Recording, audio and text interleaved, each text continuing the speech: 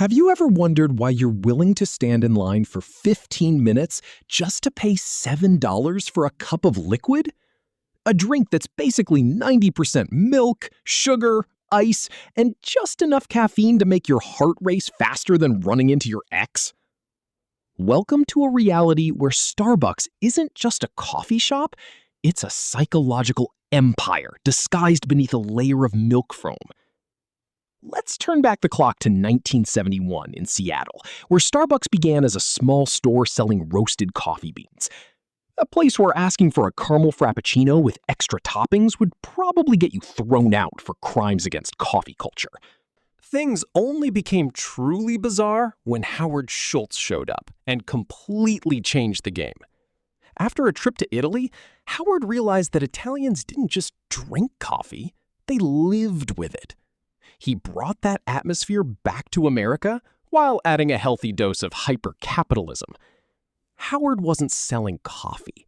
He was selling what he called the third place, a space that exists somewhere between home and work. A place where you can sit for hours with a thin laptop, looking productive while actually scrolling social media. Starbucks pulled off one of the greatest tricks in food and beverage history. They successfully democratized luxury.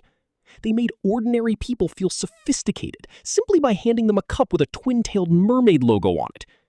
Even if they're standing on a noisy, crowded street corner, that cup somehow makes them feel elevated. And let's not forget the classic game of misspelling customers' names on cups. Do you really think their employees can't spell simple names? Of course not. A misspelled name becomes an instant Instagram post complete with a sarcastic caption. And just like that, Starbucks gets free advertising that reaches millions of people without spending a single cent. But look deeper into that plastic cup. Starbucks isn't really a coffee company. It's a bank in disguise. Through prepaid cards and mobile apps, customers are unintentionally lending Starbucks billions of dollars at 0% interest.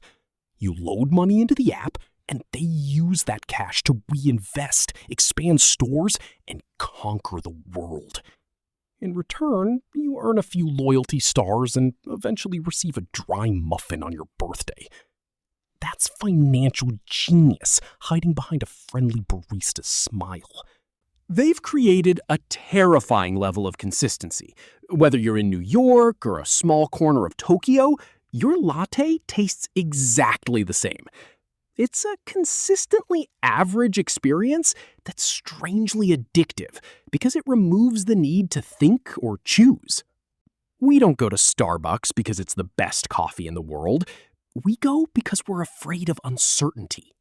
And because we've been conditioned to believe that green logo represents a modern, sophisticated lifestyle.